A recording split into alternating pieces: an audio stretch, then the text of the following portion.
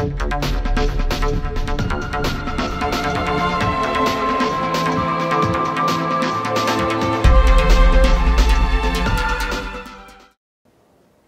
has been 40 years since former Prime Minister Pierre Elliott Trudeau made multiculturalism an official Canadian policy. He addressed the House of Commons and said, "Although there are two official languages, there is no official culture, nor does any ethnic group take precedence over any other." Yet here we are, 4 decades later, and multiculturalism in Canada is still an issue. I'm Emily White, and we're outside the Palais de Congrès, a building that is bordered by the Quartier International and Montreal's Chinatown.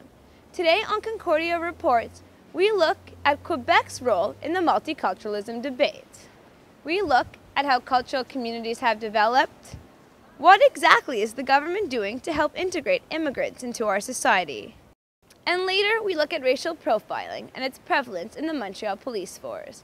But first, we look at the January banning of the kirpan from the National Assembly. 4 members of the World Sikh Organization were invited to the Assembly to testify about the wearing of niqabs. Security would not let them enter, calling their kirpans a security concern. The Sikhs maintain that the dagger is a religious symbol and not a weapon. They still were not allowed to enter. Both the Parliament and Supreme Court of Canada do not ban the kirpan. Neither does the U.S. Congress. Yet Parti Québécois spokeswoman Louise Baudouin says she agreed with Security's decision. To her, Quebec is different. Philippa Duchâtel de Montrouge has the story. Multiculturalism may be a Canadian value, but it's not a Quebec one. Louise Baudouin made this bold statement after presenting the motion to ban the kirpan in the National Assembly. The vote was unanimous. Not one member of the Assembly stood up for the rights of minorities. The Sikh community was shocked. I'm born here. I've lived here my whole life. So, I mean, I'm against the idea of somebody telling me, "Oh, these notions are from immigrants. Oh, these guys are coming in here and changing our values. They should go back to where they came from." And that's what really gets to me a little bit personally. I would reply, "Where do I go?" Right? Political analysts speculate as to why French Quebecers resist multiculturalism. Okay, there's this sense of vulnerability that our culture is always at risk of disappearing. Whether it is true or not is immaterial, okay? But there is this sense. So that's why we talk about those issues of accommodation. We talk about those issues of, are we going to disappear? If we push it too far, what is the risk for us? What is the risk to our culture? The kirpan is a small ceremonial dagger wrapped in fabric that Sikhs wear under their clothing 24 hours a day. Sikhs say it is not a weapon, but a religious symbol, just like the kara. If we start banning the kirpan, we might have to follow all the regulations followed by airports. Let's start banning water bottles in the National Assembly. Some members of the National Assembly worried about safety. They felt the kirpan was not unlike the submachine gun Corporal Denis Lortie used in 1984 to kill 3 people. I could give you statistics that more people have been killed in North America by pens than the kirpan. And by the way, there's no recorded death by a kirpan in North America, or even the world, actually. Polls, however, show that the approval rate for the banning of the kirpan, as well as for Bill 94, has the support of the people. Over 90% of Quebecers support these motions. Minorities do not feel they have a voice in government. They say Quebec is an open society, pluralistic society, democratic society, and a French society. These are the 4 elements of interculturalism. But when it came to the ban, they were not open, they were not democratic, they were not pluralistic. So these are just words, but they don't follow what they say. Basically what's at stake is really a fundamental principle of citizenship. Okay? You have people to whom you say, yes, you are citizens. Well, if I am a citizen, then let me be citizen the way I am. And it's all guaranteed by the charters and things like that. Why are you not letting me be the way I am? 3 years after the Reasonable Accommodation Commission, not much has changed in Quebec. Is the banning of the Kirpan really a reasonable accommodation, or is this merely a political decision that pleases a majority of Quebecers? For Concordia Reports, I'm Philippa Chete de Montrouge. Were the Sikhs really stripped of their charter freedoms? Technically, no. Quebec never signed the Canadian Constitution, which has the right to equality without discrimination entrenched. So Baudouin was right to say multiculturalism is not a Quebec value, because legally it isn't. But what about morally? A poll in La Presse found that 66% of those surveyed thought multiculturalism was a threat to French in Quebec. Can multiculturalism really be threatening our province? Or is it a good thing? We headed down to St. Catherine Street to find out.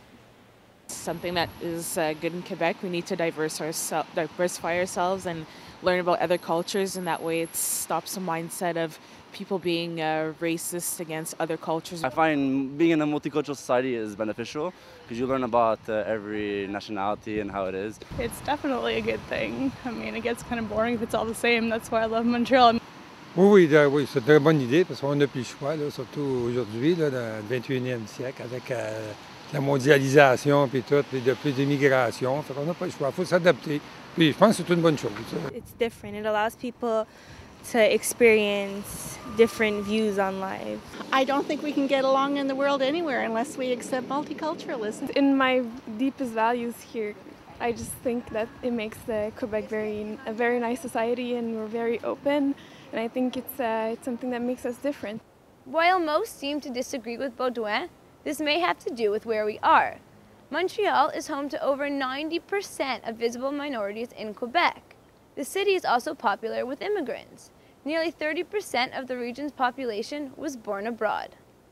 While this is more than double the provincial percentage of 11.5%, immigration in Quebec continues to grow. Each year, Quebec welcomes approximately 45,000 immigrants from over 100 countries. Using what is called the Quebec Skilled Worker Program, the province chooses which immigrants can settle within its borders. A point-based system is used to evaluate which applicants are likely to help drive the Quebec economy. Training, age, language proficiency, and family are among the factors that are judged. Applicants must receive 49 points or higher to be granted an interview. Again, they are judged on their potential to work and settle successfully in Quebec. But integrating into the province is one of the things immigrants struggle with most.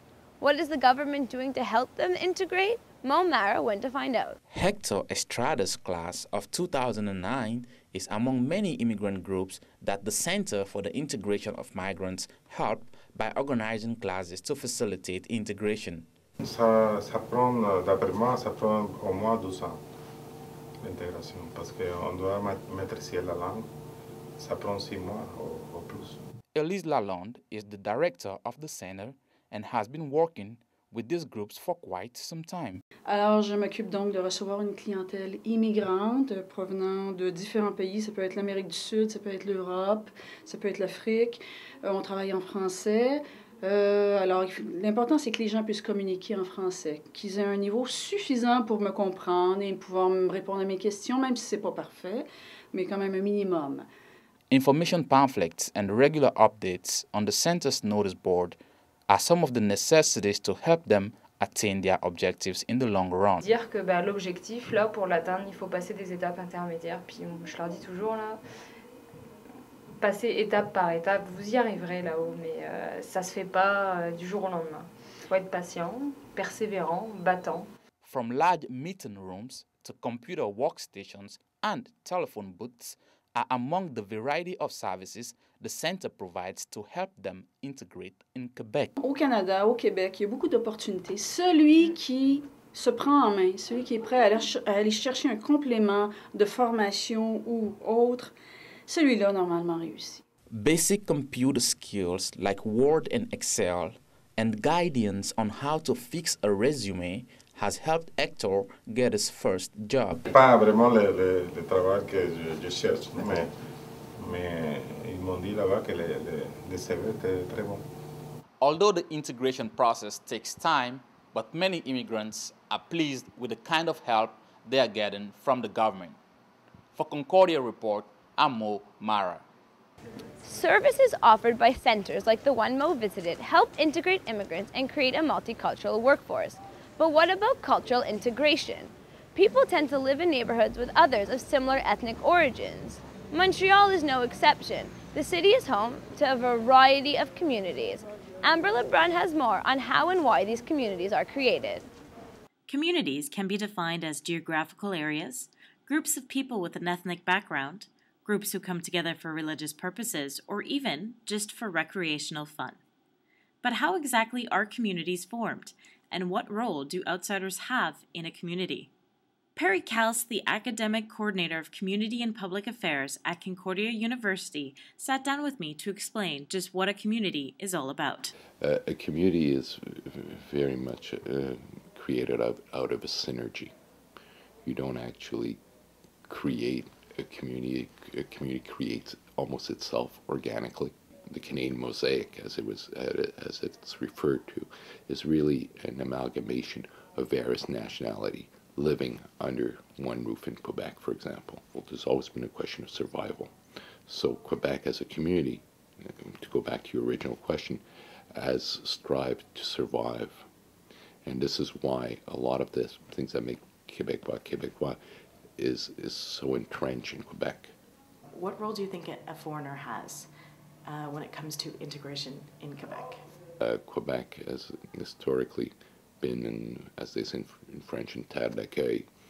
And I think Quebec is quite different than elsewhere in North America, because in Quebec, obviously, you have the notion of a community that already exists, a francophone community. That's right. Which has lived since its inception, surrounded by Anglophones, people from around the four corners of the world that have come in and, I believe, in enriched society. But at the same time as enriching, there's always been the clash, like in every society with immigration. You know, what is the place of immigrants in Quebec society, in the Quebec community? And that will remain in the years to come something that will be one of the major debates that Quebecers will have to confront. Regardless of where you come from, we are all part of a community, and in many ways, it defines part of who we are. I'm Amber Lebrun for Concordia News. These communities foster a sense of belonging for their members. As part of its common values, the Quebec government website describes the province as a society enriched by its diversity. It says Quebec encourages exchange between cultures and closer relationships between communities. But when these communities are placed side by side, one can see multiculturalism's downside. There'll always be somebody who'll find something negative in it. It depends, because at some point in Quebec, people might think that their culture, their own culture, is being threatened because there's so much different people coming in. It could have a bad side to it if people who come from different parts of the world really want to live the way they live in their little village, or they want to really import all their tradition. They can bring their tradition, but they have to know that they also have to be tolerant and adapt in the society that they have adopted. Il y en a, on voit ce qui se passe là. It's all about differences. For sure, there's going to be like problems between people, because I mean it's the main problem with differences, you know. I do support multiculturalism, but I think that maybe in French we say interculturalisme. It's maybe a better way to, like, I don't know how to say, maybe integrate people into society instead of like creating separate groups of people. Racial profiling is another result of living in a multicultural society. The Montreal Police Force, or SPVM, has recently come under fire for the way some of its officers profile certain racial groups. Michel Boyer sheds light on the lack of clarity between criminal and racial profiling. It's a scene far too familiar to some Montrealers. The riots that took place in Montreal North highlighted a great divide between the community and the police force that protects it. Since Montreal police shot and killed Freddy Villanueva in August 2008, the force has come under fierce scrutiny. The main issue has become about racial profiling and over-policing. And now the force is using criminal profiling as its defense. But now we have to find out what's the difference between criminal and racial profiling. Marcus Gordon owns a local production company and says he's often a victim of racial profiling by police. You, okay? You know you have to have your papers on you? I have just lost all of my information, and because I work... He told Concordia Reports he has been arrested for allegedly assaulting a police officer. I'm just advising you. Advising, can I get your badge information? And He captured this video when he was pulled over by police for a random license plate check. Personal reasons, because I seem to see you guys a lot. Me being nice to you? Yes, you're very nice, and that's why I would like to get your information. Here you go. Sources within the Montreal police have confirmed they use visual cues to identify street gang members. They say members dress in the same style. A member of the Bloods gang will usually wear a hat or shoes with a red logo, a bag with a 5-pointed star, and the person will often be of African American descent. And for police, these traits often lead to suspicious behavior. But at l'Université de Montréal's School of Criminology, criminal profiling takes on a different meaning. What they want it to appear to be is that they are basing their decisions on scientific or statistical data that shows that people who wear such and such type of clothes or have certain colors on their dress are in fact members of certain types of gangs, or the way they speak, the way they walk, the way they talk is indicative that they belong to a certain gang. But you have to have committed the crime to be arrested, so what can the police do differently not to profile people who are black, for instance? And I think that the best maybe solution would be to teach and show and learn these young police officers out there on the street that by treating people more fairly sometimes, even if they seem to belong to a gang, for example, will generate a lot more compliance from these people. And compliance is something the police are hoping for. In the past year, 18 cafes have been firebombed, and tensions between the mob and street gangs are heating up. No one from the SPVM was made available to comment on the issue, as their racial profiling report is expected to be released in a few days. A report police hope will pave the way to avoiding future situations like these. I'm Michel Boyer for Concordia Reports. The hope to avoid conflict is not a sentiment reserved solely for the Montreal police force. A group of Quebec intellectuals are proposing an alternative to the term multiculturalism, a value they say the provincial government has never fully endorsed. The model being proposed is called interculturalism. It is endorsed heavily by sociologist Gerard Bouchard, who is best known for co-chairing a government commission into the accommodation of minorities. He says the weakness is that the main principle of multiculturalism is that there is no dominant culture in Canada. This obviously does not apply in Quebec, where the Francophone culture is the majority. Interculturalism tackles this by putting the Francophone culture first. Then it integrates other minorities into a common public culture, all while respecting their diversity. Bouchard says it is a solution to the anti-immigrant backlash that's been happening in Quebec. The model will be discussed at an international symposium that is being held in Montreal this May. For more information or to see a full schedule, you can visit them online at www.symposiuminterculturalism.com. Thank you for joining us today on Concordia Reports. I'm Emily White, and we'll see you next time. I'm from Egypt, and I would like to be a Quebecer. I was born here. I am a Quebecer. I'm a Quebecer. I'm Québécois. Oh, je suis Québécois. I'm proud of my culture, all while saying I'm proud to be a Quebecer. No, I'd say I'm Canadian. I'm Québécoise. I'm a Quebecer. Vive le Québec!